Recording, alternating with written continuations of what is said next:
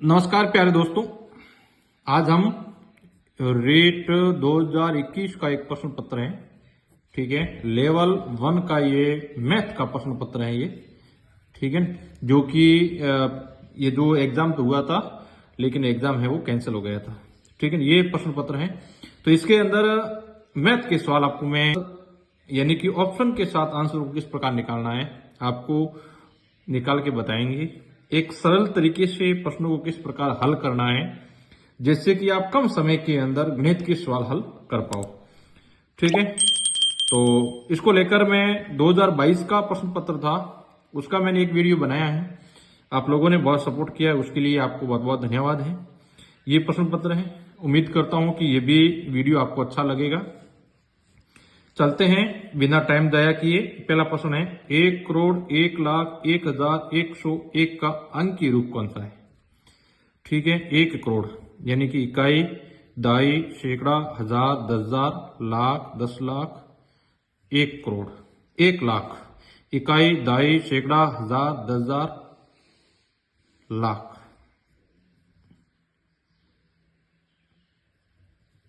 ठीक है, इसके बाद में 1,000, इकाई, दाई, सैकड़ा, हजार यानी कि 1, 1, 2, 3, 101, 101।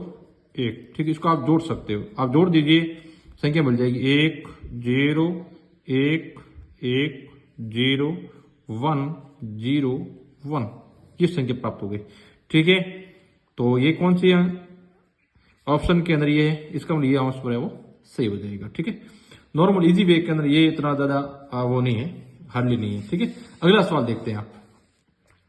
अगला सवाल है यदि 3,1,P5 3 का गुणज है जहां P दाई का अंक है तो P का अधिकतम मान कितना होगा। ठीक है, अधिकतम मान ज्ञात करना है 3 का गुणज। ये संख्या क्या है 3, 1, P और 5। ठीक है, 3 का गुणज का मतलब ये होता है उन संख्या के योग में यदि 3 का भाग जाता है तो उस संख्या में भी 3 का भाग जाएगा। ठीक है, गुणज का मतलब ही होता है, यानी कि ये संख्या हो जाएगी 3 और 1 4, 4 और 5 9, ये संख्या हो जाएगी 9। ठीक है, 9 के अंदर 3 का भाग जाता है। अब जो एबीसीडी के अंदर ये जो संख्या दी हुई है इनमें से कौन सी संख्या P के स्थान पर रखेंगे जिनका मान अधिकतम हो और वो 3 से गुणज हो। तो 3 से गुणज कौन कौन से होती है, जैसे कि इसमें 0 जोड़ेंगे तो भी हो जाएगा, 3 जोड़ेंगे तो भी हो जाएगा, 6 यहां लिखेंगे तो भी हो जाएगा और 9 लिखेंगे तो भी हो जाएगा।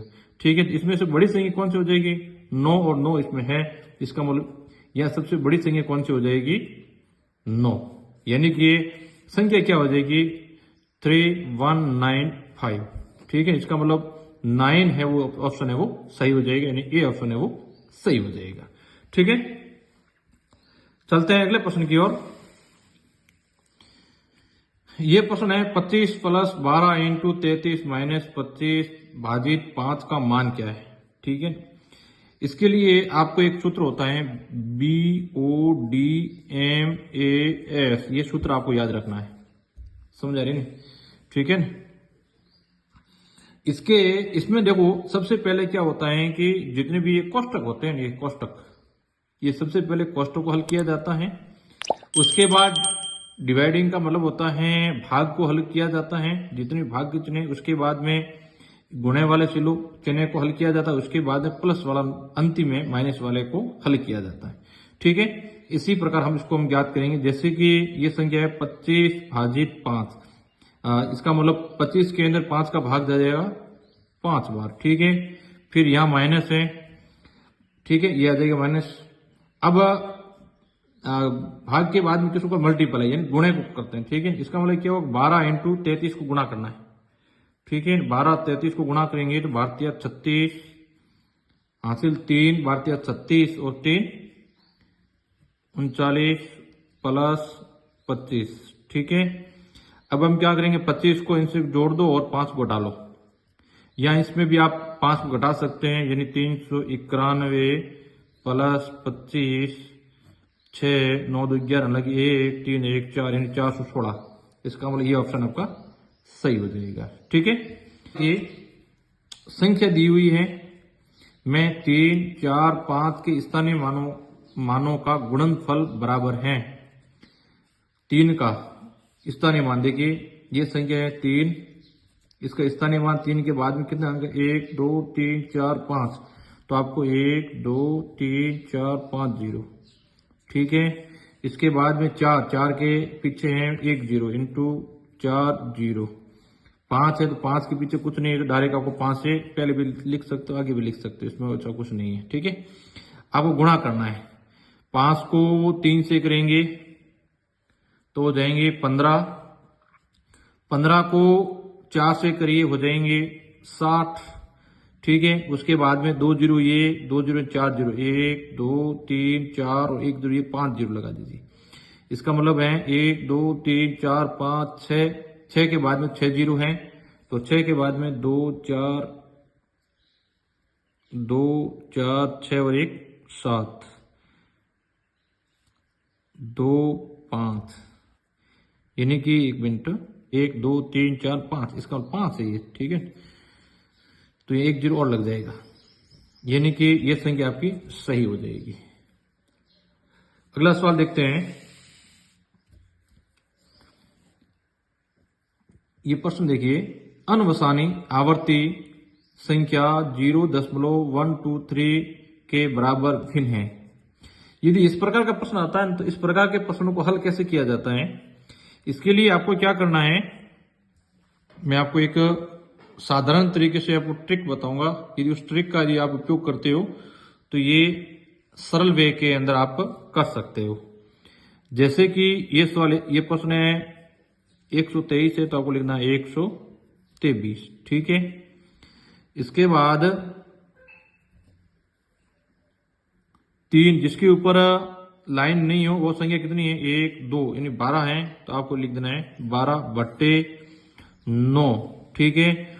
आपको यहां लिखना है 9, यानी कि एक के ऊपर एक संख्या के ऊपर डैश लगा हुआ है, इसका मतलब 1 9 लिखना है। उसके बिना डैश वाली कितनी है, 1 2, तो आपको 1 2, ठीक है। अब आपको 123 में से 12 घटाएंगे, पीछे रह जाएगा 111/900, ठीक है।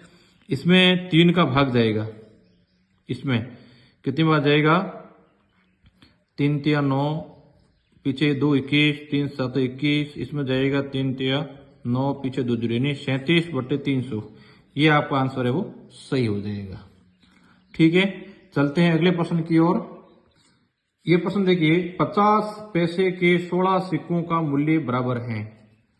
50 पैसे के 16 सिक्के हैं, इसका मतलब वो कुल कितने हो जाएंगे, 8 रुपए, कितने हो जाएंगे 8, यानी कि 50 पैसे के 16 सिक्के यानी 800 पैसे, कितने हो जाएंगे 800 पैसे, यानी 8 रुपए, ठीक है। अब इनमें से 8 रुपए कौन से हैं, जैसे कि 1 रुपए के 4 सिक्के, यानी कि 4 प्लस 2 रुपए के 3 सिक्के, यानी कि 6, यानी कि ये तो जाएंगे 10 रुपए। 2 रुपए के 3 सिक्के यानी 6 रुपए, प्लस 50 पैसे के 8 सिक्के, यानी कि 4 सिक्के से 1 रुपए, 8 है 2 रुपए, यानी कि ये हो जाएंगे 8 रुपए, ठीक है। इसका मतलब ये आंसर आपका सही हो जाएगा। अगला प्रश्न देखो, ये प्रश्न बार बार एग्जाम में आता है, अवरोही क्रम में लिखना। इसको कैसे हल करते हैं मैं आपको सीधा ट्रिक बताता हूं। जैसे कि 2/7, ये है 3/13 और ये है 5/6, ठीक है। इसको यदि आपको सरल करना है तो क्या करेंगे, ऊपर वाले जैसे कि अंश छोटे हैं तो आपको क्या करना, सभी में 1 1 0 लगा दीजिए आप, ठीक है। 0 लगा करके इनका भाग इसमें दे दीजिए। 7 का भाग 20 में देना है, तो 7 दूनी 14, पीछे रहे 6 और हो जाएंगे 7 8 56, ठीक है। 13 का भाग 30 में, 13 दूनी 26, पीछे रहे 40, 33 39। 6 का भाग 50 में जाएगा 8 बार, पीछे रहे 2, 6 दूनी 12, ठीक है। ये संख्या आ जाएगी। अब इनमें से देखना है कि बड़ी कौन सी है, जैसे कि ये बड़ी है, इसका मतलब ये 5/6, इससे बड़ी ये है, इसका मतलब 2/7 और सबसे छोटी ये है, यानी कि 3/5, 13। ये संख्या किसमें है तो आप देख सकते हो ये है, ठीक है 5/6। इसका मतलब ये संख्या है वो अवरोही क्रम में हो जाएगी, ठीक है। इस प्रकार आप इसको सरल कर सकते हो। अगला प्रश्न देखते हैं। कोई भिन्न रूप के अंदर दी हुई है और आपको इसको हल करना है। जैसे कि 5 1 से 3/5, 1 से 3/5 को पहले आपको साधारण भिन्न में लिखना है। जैसे कि 5 का 1 से गुणा करेंगे, 5 और 3 जोड़ेंगे तो 8 हो जाएंगे, ठीक है। 8/5 माइनस हो तो माइनस, ठीक है। आगे माइनस है। यदि किसी कोष्टक के आगे माइनस का चिन्ह है तो अंदर वाला चिन्ह हमेशा चेंज हो जाता है, ठीक है। माइनस हो तो प्लस हो जाएगा, प्लस हो तो माइनस हो जाएगा। 3 को 2 से गुणा कर 6, 6 और 2 को जोड़ेंगे तो 8/3। आगे माइनस है, अंदर माइनस है तो ये हो जाएगा प्लस। 6 को 4 से 24, 24 और 5 जोड़ेंगे 29/6, ठीक है। अब हमें क्या करना है, इसका लसब ज्ञात करना है। 5 3 6 का तो इसका लसब हो जाएगा 30, ठीक है। 5 का भाग 30 में 6 बार, 6 को 8 से गुणा करेंगे तो -48 माइनस 3 को 3 का भाग 10 में जाएगा, 30 में जाएगा 10 बार, 10 को 8 से करेंगे 80 प्लस 6 का जाएगा 5 बार, 5 को 29 से करेंगे हो जाएंगे 145, ठीक है। अब क्या करेंगे, माइनस वाले को आपस में जोड़ देंगे तो हो जाएगा 8 और 12 128 और ये हो जाएंगे 145, यानी कि 145 में से आपको 128 को घटा देना क्योंकि माइनस का चिन्ह है, ठीक है। यहाँ हो जाएगा 15 7, यहाँ आ जाएगा 3 1, यानी कि 17/30, ठीक है। क्योंकि प्लस के ज्यादा हैं तो प्लस के 17/30 आएंगे, ठीक है। प्लस के 17/30 है, इसका मतलब ये ऑप्शन है वो सही हो जाएगा क्योंकि 145 प्लस के ज्यादा है, ठीक है। चलते हैं अगले प्रश्न की ओर। अगला प्रश्न देखिए, यह संख्या है बड़ी से बड़ी संख्या जिसमें 244 तथा 2052 को विभाजित करने पर प्रत्येक स्थिति में 4 शेष फल प्राप्त हो, वह संख्या कौन सी है। ये जो संख्या दी हुई है इनमें से एक ऐसी संख्या है जिनका भाग इसमें देंगे और इसमें देंगे तो शेष फल 4 रहेगा, ठीक है। जैसे कि ये तो बड़ी संख्या है, इनका भाग तो इसमें इतना जाएगा नहीं, इसको तो आप भूल जाइए, ठीक है। 12 है तो 12 का भाग देंगे 244 में तो भाग तो जाएगा 2 बार 24 और पीछे जाएगा 4, ठीक है। इसमें देंगे तो भाग जाएगा 1 बार, पीछे जाएगा 8 85 में जाएगा 12 का भाग 6 बार 72 बार 84, ठीक है। 7 बार और पीछे 1 12, इसका इसमें तो पूरा का पूरा भाग जाएगा, इसका मतलब ये नहीं हो सकती। पीछे रहेगी 16, इसका मतलब 16 सही है। मान के चलते हैं कि 16 का भाग 24 में जाएगा 1 बार, पीछे रह जाएगा 8 उतारेंगे 4 84 तो 5 बार जाएगा, ठीक है। पीछे रह जाएंगे 4, इसका मतलब ये सही है। इसमें देते हैं 16 का भाग 1 बार, पीछे रहे 4 45 16 तो 32 16 48, ठीक है। 16 तो 32, ठीक है। और पीछे रहेगा 13 132, ठीक है।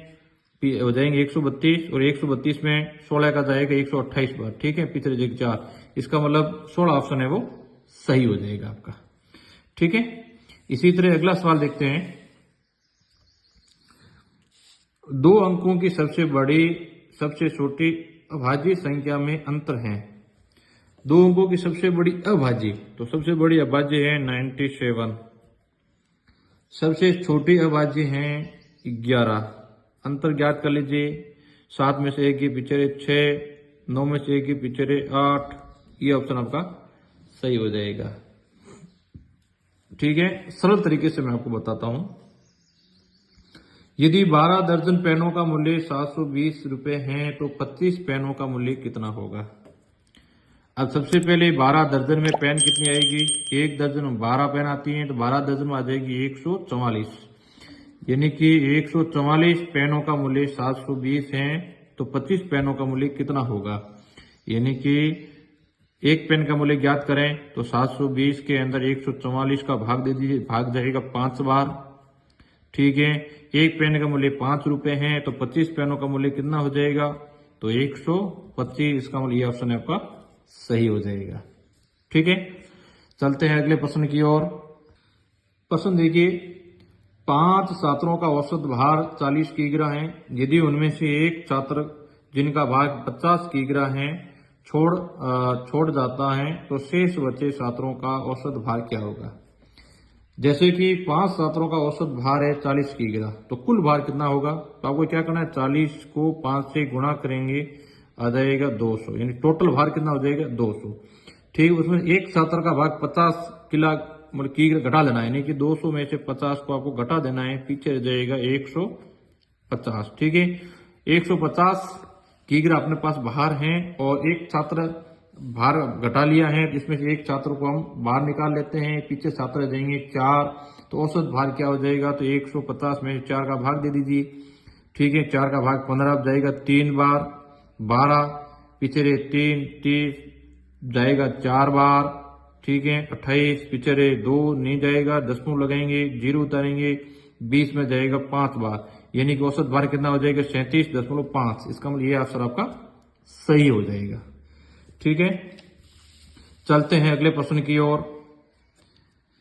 एक वस्तु 10% लाभ से विक्रय मूल्य 330 रुपए बेची जाती है, तो वस्तु का क्रय मूल्य क्या होगा। क्रय मूल्य का मतलब ये हुआ कि विक्रय मूल्य 330 है, लाभ हुआ है, इसका मतलब क्रय मूल्य 330 से कम होगा। ये गलत हो गया, ये गलत हो गया। ठीक है, सीधी सी बात हो गया। ठीक है, क्योंकि ये इनसे ज्यादा है, तो क्रय मूल्य विक्रय मूल्य ज्यादा नहीं होगा, क्योंकि हमें लाभ प्राप्त हुआ है। अब मान लीजिए ऑप्शन देखते हैं, किसका 10% 330 है। मान लीजिए 300 निकालते हैं, 300 का 10% कितना होगा 30, 300 का 10% 30, तो 300 में 30 जोड़ेंगे तो 330। इसका मतलब ऑप्शन आपका सही हो जाएगा। ठीक है, ऑप्शन देख करके आपको हल करना है ताकि समय आपका जाया ना हो। अगला प्रश्न देखिए, एक विद्यालय में श्रमदान शिविर के अंतर्गत 12 छात्र 7 घंटे सफाई करते हैं। यदि उतना ही भाग 6 घंटे में साफ करना हो तो कितने छात्रों की आवश्यकता होगी। इसको क्या करना है, जैसे कि 12 छात्र 7 घंटे, तो कुछ एक छात्र कितना करेगा, तो आप क्या करें, 12 को 7 से गुणा कर लीजिए, आ जाएंगे 84, यानी कि एक छात्र 84 घंटे के अंदर काम कर लेगा।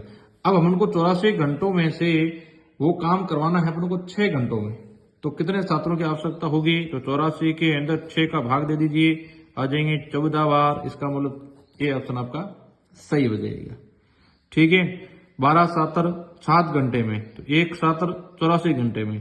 अब आपको करना है 6 घंटे में, तो 84 में 6 का भाग दे दीजिए, आ जाएंगे 14। ये आंसर आपका इसी में से निकल के आ गया।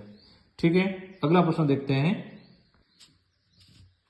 पी ने 9,000 रुपए का ऋण 8.5% साधारण ब्याज दर पर 2 वर्ष 8 माह के लिए लिया, तो उसे कुल कितनी राशि पुनः लौटानी होगी, ब्याज सहित लौटानी होगी। इसका मिश्र धन ज्ञात करना। क्या ज्ञात करना है, मिश्र धन।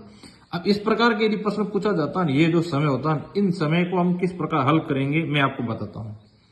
ठीक है, मिश्र धन ज्ञात करने का सूत्र क्या होता है, मूल धन इंटू दर इंटू समय बटा 100। ये इसका सूत्र होता है। अब हमें क्या करना है, मूलधन आपका हो जाएगा 9,000 रुपए। ठीक है, इंटू दर क्या है, ब्याज दर है 8.5 इंटू, अब समय देखिए 2 वर्ष 8 माह। इसको हम क्या करेंगे, 8 माह का मतलब क्या हुआ, यानी कि एक वर्ष के अंदर 12 माह होते हैं, यानी कि 2 से 8/12। ये आपको थोड़ा याद रखना है। या जितने भी माह दे रखे हैं उसको 12 से आपको भाग दे देना है। ठीक है, वो सरल हो जाएगा। 12 दूनी 24, 24 और 8 हो जाएंगे 36, 24 और 8 32/12। ठीक है, तो यहां हो जाएगा आपका 32/12 और यहाँ बट्टा हो जाएगा 100। ठीक है, अब हमें क्या करना है, दशमलव को हटा लीजिए, यहाँ 0 लगा लीजिए, इन 3 जीरो को, ये 3 जीरो कट गए। ठीक है, और 3 का भाग इसमें जाएगा 3 बार, इसमें जाएगा 4 बार। ठीक है, और 4 का भाग 32 में जाएगा 8 बार।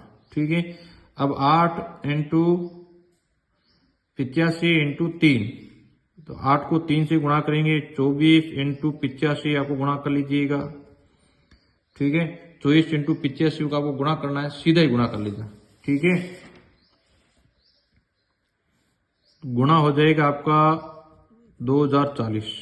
ठीक है, यानी कि 2040 रुपये आपका ब्याज हो जाएगा और मूलधन हो जाएगा 9000 रुपये। तो 9000 के अंदर 2040 जोड़ना है आपको और आ जाएगा 11040 रुपये। ठीक है, आपको कोई सूत्र ज्यादा रखने की आवश्यकता भी नहीं है। ठीक है, अगला प्रश्न देखते हैं। अगला सवाल है, एक 12 सेंटीमीटर इंटू 4 सेंटीमीटर के आयताकार कागज को मोड़कर बिना अधिव्यापन एक 4 सेमी ऊंचाई का बेलन बनाया गया, इस बेलन का पृष्ठ वक्र का क्षेत्रफल ज्ञात करना है। ठीक है ने, अब माना कि ये कोई कागज है। ठीक है, माना कि ये कोई कागज है, इस कागज के अंदर आपको कागज की लंबाई तो वही है। ठीक है, माना कि ये कोई कागज है। ठीक है, इस कागज की लंबाई और चौड़ाई है 22 सेंटीमीटर 4 से। इस कागज को मोड़ेंगे, ये आयताकार कागज है, इस कागज को मोड़ेंगे। ठीक है, तो मोड़ेंगे तो इसका क्षेत्रफल वही का वही रहेगा, जो आयत का क्षेत्रफल, लंबाई इंटू चौड़ाई। ठीक है, यानी कि 22 इंटू 4 बराबर 88 वर्ग सेंटीमीटर हो जाएगा। ठीक है, इसका मतलब ये ऑप्शन आपका सही हो जाएगा। कोई कागज है, आयताकार कागज है, उसको आपको कोई बेलन बनानी है, तो वही कागज का जो क्षेत्रफल है, जो आयताकार का तो आयत का क्षेत्रफल है, और वर्ग का क्षेत्रफल ज्ञात करके आप इसका आंसर है वो निकाल सकते हो। ये पेपर देखिए, ये जो प्रश्न है, ऐसे प्रश्न बहुत सारे पूछे जाते हैं कि दिए गए चित्र में रेखाएं ए बी पे सी डी बिंदु एक्स पर प्रतिच्छेद करती हैं। यदि ओ ई यानी कि ओ ई ये और O F B O D कोण बी ओ डी ये इसको, और सी ओ बी यानी कि ये सी ओ बी समद्विभाजक है। यदि ई ओ डी 25 है तो सी ओ एफ कितना है, ये अपना कोण को ज्ञात करना है। ठीक है, अब सबसे पहले देखना, ये जो रेखा है ये ओ ई और ओ एफ, ये सी ओ ई है वो इसको भी विभाजित करता है, और ओ एफ है वो इनको विभाजित करता है। ठीक है, बराबर भाग में। अब हम क्या करना है, इसका मतलब ये 25 है तो ये भी कितना होगा, 25 होगा। समझ आ रही, क्योंकि ये दोनों दूरी बराबर है। ठीक, ये दोनों कोण है वो बराबर है। इसका मतलब ये कोण कितना हो जाएगा, 50 डिग्री का। ये आपको दिखाई दे रही एक सरल रेखा है। कौन सी रेखा है, सरल रेखा है। सरल रेखा के एक तरफ बनने वाला कोण हमेशा कितने डिग्री होगा, 180 डिग्री का होता है। ठीक है, इसका मतलब यहां से लगा करके ये कितना है, 50 डिग्री का, तो इतना ये कितना हो जाएगा, तो 180 में से 50 घटा लीजिए, पीछे रह जाएगा 130, यानी कि ये पूरा का पूरा है 130। तो ये आधा कोण कितना होगा, यानी कि ओ एफ को समद्विभाजित करता है। इसका मतलब 130 का भाग देंगे 2, यानी कि 65 डिग्री। इसका मतलब ये कोण कितना हो जाएगा, 65 डिग्री का। ये भी 65 का है और ये भी 65 का है, क्योंकि इसको ये समद्विभाजक करता है। ठीक है, ये 25 का है तो ये भी 25 का, क्योंकि ये रेखा इसको समद्विभाजित करती है। ठीक है, इस प्रकार के प्रश्न बहुत सारे पूछे जाते हैं, तो थोड़ा सा आपको ट्रिक इसमें लगाना होगा। अगला प्रश्न देखिए, एक वर्गाकार मैदान का क्षेत्रफल 6400 वर्ग मीटर है। एक व्यक्ति द्वारा इस मैदान की परिमिति पर 5 चक्कर लगाने पर तय दूरी होगी। कोई मैदान है जो कि कितना है, वर्गाकार है। ठीक है, वर्गाकार का क्षेत्रफल, वर्ग का क्षेत्रफल क्या होता है, भुजा स्क्वायर बराबर 6400। ठीक है, तो भुजा बराबर कितना होगा, तो 6400 का वर्गमूल ज्ञात कर लीजिए, तो कितना हो जाएगा, 80। इसका मतलब भुजा की लंबाई क्या हो जाएगी, 80। ये भी 80 है और ये भी 80 मीटर है। ठीक है, तो वर्ग का परिमाप क्या होता है? 4 इंटू भुजा। क्या होता है? 4 इंटू भुजा। इसका मतलब होता है 4 इंटू 80 बराबर हो जाएगा 320 मीटर। ठीक, एक चक्कर लगाएंगे 320 मीटर। ये चक्कर लगा रहा है 5, इसका मतलब हो जाएगा 320 इंटू 5, 0 5 10 अलग 1 15 और 1 1600 मीटर। ठीक है, 1600 मीटर ऑप्शन देखता है, ये नहीं है, ये नहीं है, ये भी नहीं है। 1600 मीटर ये लिखा 1.6 किलोमीटर, यानी कि 1 किलोमीटर में 1000, इसमें आप 1000 का भाग दे दोगे तो सीधा यहाँ आ जाएगा, यानी कि 1.6 किलोमीटर। ये आपका ऑप्शन है वो सही हो जाएगा।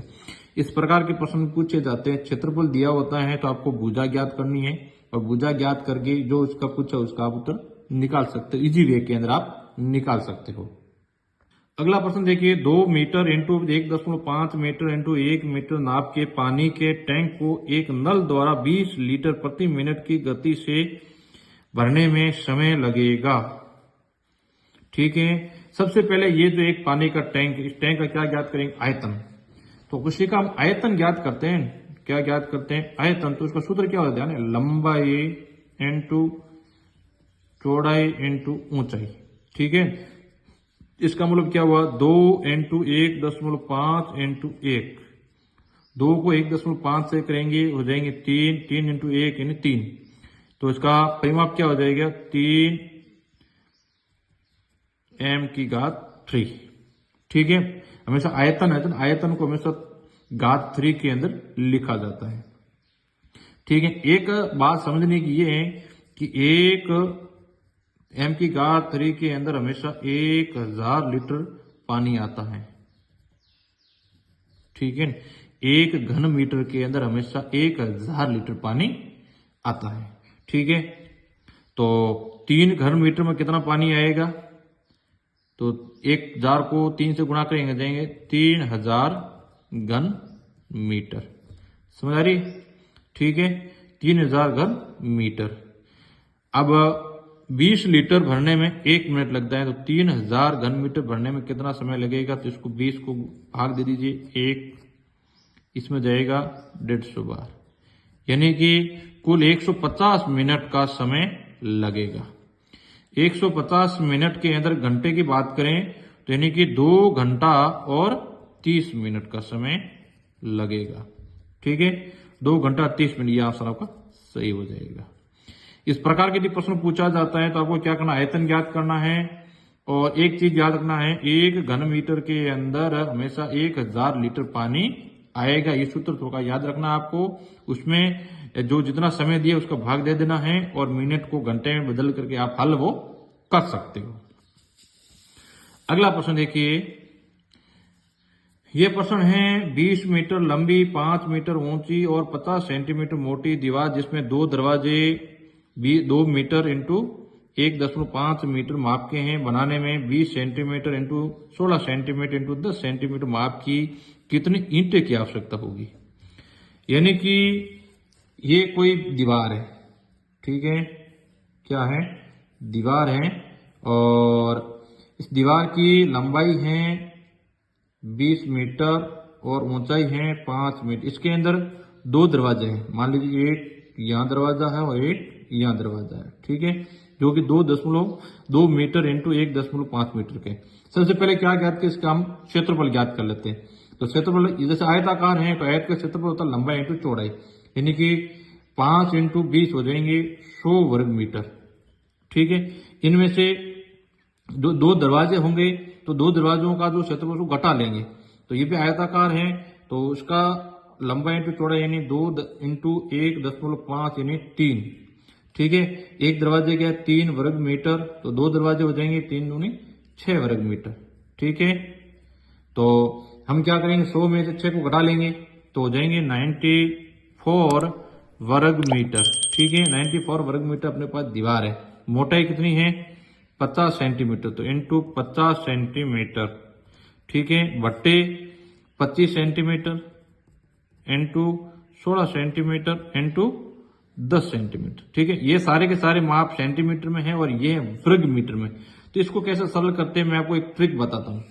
जैसे कि कोई वर्ग मीटर में होता है ना, तो सेंटीमीटर में, अब 1 मीटर के अंदर सेंटीमीटर होते हैं 100, वर्ग में है तो क्या करना है 94 इंटू 100 इंटू 100, ठीक है, 2 बार है तो 2 बार 100 का आपको लिखना पड़ेगा, ठीक है। फिर लिख देंगे आपको 50 बटे 25 इंटू 16 इंटू 10, ठीक है।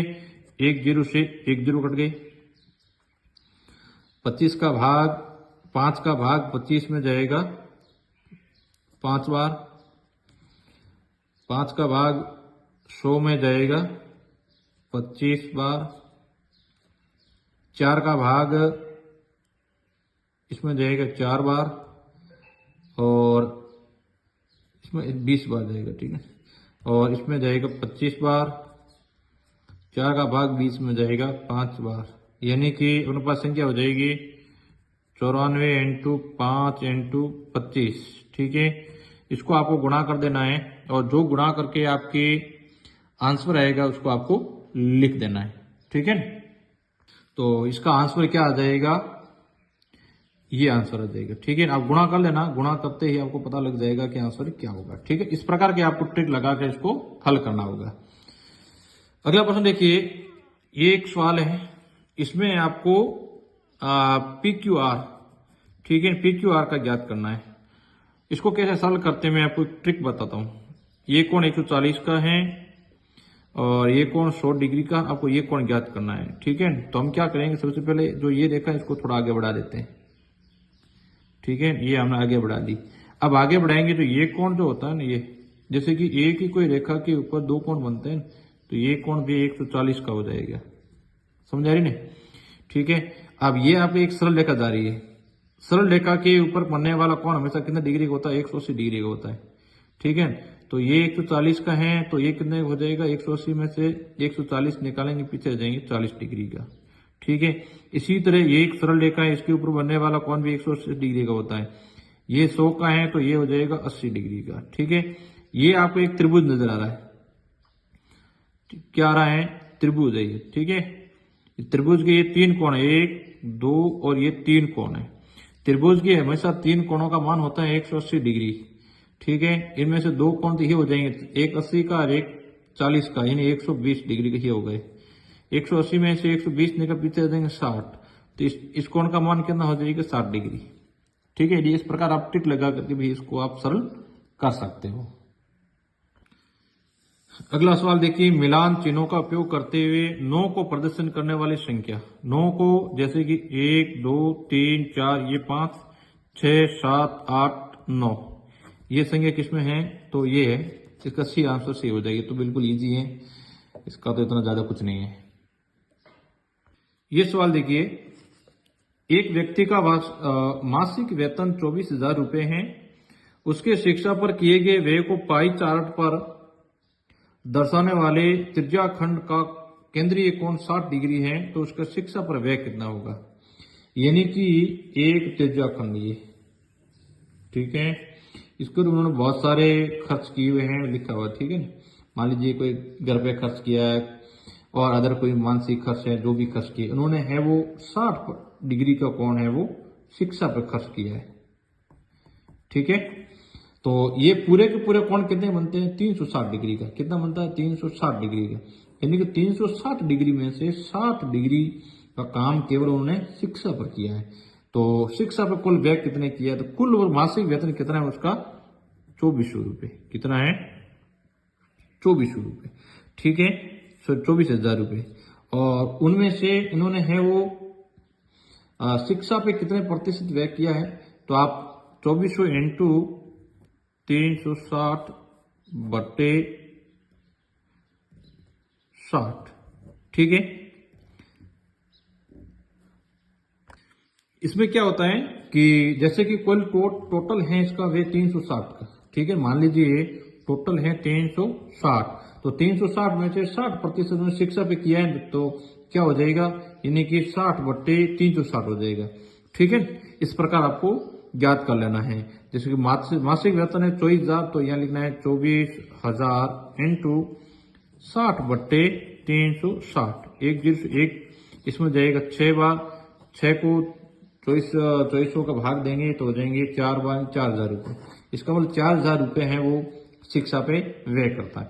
इसी प्रकार का कोई परीक्षा में आ सकता है कि यदि कोई 60% की जगह कोई ज्यादा प्रतिशत किया तो आपको उनसे ऐसा 160 से ऊपर आपको जितना भी या पॉइंट दे रखा है उस पॉइंट को लिख करके आप मल्टीप्लाई करोगे तो इस प्रकार के आंसर आपके सामने आ जाएंगे। ठीक है, तो बिल्कुल इजी वे के अंदर आपको मैंने यानी कि ऑप्शन के अंदर भी आंसर निकाल करके आप हल है वो कर सकते हो। तो दोस्तों ये वीडियो आपको अच्छा लगा है तो अपने दोस्तों के साथ शेयर करें और वीडियो को सब्सक्राइब करें। Thank you.